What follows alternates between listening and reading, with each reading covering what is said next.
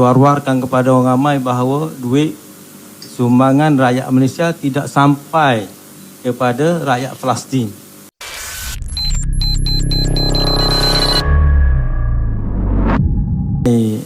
Orang percaya ataupun diberitahu bahawa duit tak sampai.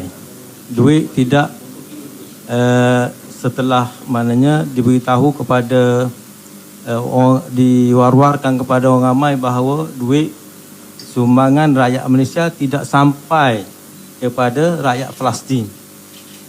Ini satu isu yang baru ditimbulkan. Dan dia datang daripada sumber kedutaan Palestin.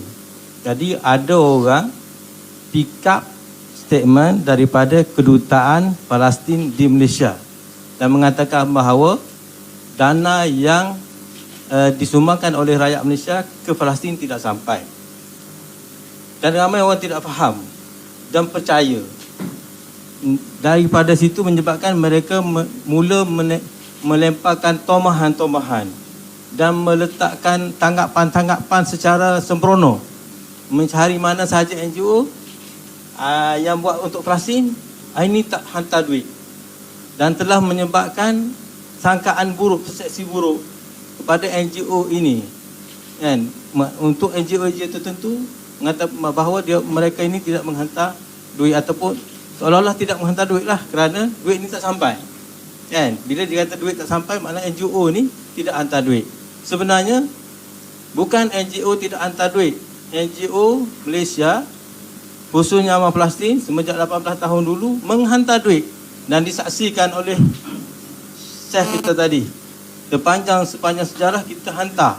Tetapi kenapa dikatakan tidak hantar? Kerana kita tidak menyalurkannya melalui kedutaan Malaysia.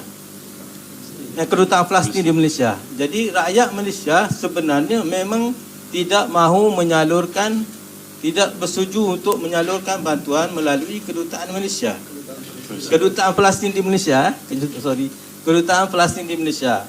Jadi bila tak dapat duit tak masuk melalui dia kata duit itu tidak sampai. Sebenarnya NGO Malaysia memang tidak mengambil pendirian atas kehendak rakyat Malaysia untuk menyalurkan bantuan melalui kedutaan Malaysia, kedutaan Palestin di Malaysia. Boleh faham tak? Jadi apa yang berlaku sebenarnya tidak berlaku, duit tidak sampai. Sebenarnya tidak pernah berlaku duit tidak sampai dan tidak boleh tidak dapat disalurkan kepada rakyat Palestin. Tidak pernah berlaku. Tidak berlaku. Apa yang berlaku hanyalah duit ini tidak disalurkan kepada kedutaan Palestin di Malaysia. Jadi oleh kerana tidak disalurkan kepada mereka mengatakan bahawa duit ini tak sampai. Boleh tahu tak? Jadi sebenarnya isu tidak sampai duit ini hanyalah isu kedutaan Palestin. Mainan kedutaan Palestin. Dan disambut oleh orang-orang yang berkepentingan dan menjadikannya isu keseluruhan badan-badan yang bekerja untuk Palestin.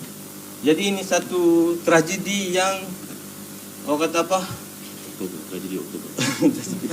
yang sangat menyedihkan kerana tomahan ataupun cerita palsu ini dijadikan hakikat. Ya betul. Melayu sebenarnya yang jadi pengkhianat kepada bangsa sendiri. Apa bukti dia?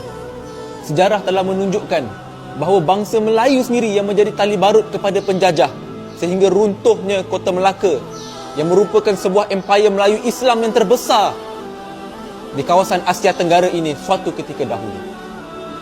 Kerana Melayulah yang sanggup menjual agama, menjual bangsa, menjual maruah dan jati diri sebagai orang Melayu, menyebabkan Melayu itu sendiri berpecah dan hilang kuasa. Lebih 500 tahun kita dijajah, menjadi hina di tempat tanah kelahiran kita sendiri. Kerana apa? Kerana kita berpecah, kerana lemahnya iman kita. Itulah dia Melayu. Dan hari ini, adakah kita nak ulang lagi peristiwa dan sejarah yang lama? Bila kita Melayu ini mula berpecah, adakah kita nak tengok kita orang Melayu menjadi hina di tanah kelahiran kita sendiri? Hanya dengan Melayu kembali kepada Islam, berpegang teguh kepada agama, bersatu padu, barulah Melayu akan dapat nikmat yang pernah kita rasa suatu ketika dahulu. Benarlah pesan Mat Kilau, jaga agama, jaga bangsa, jaga negara, jangan sampai bangsaku tiada negara.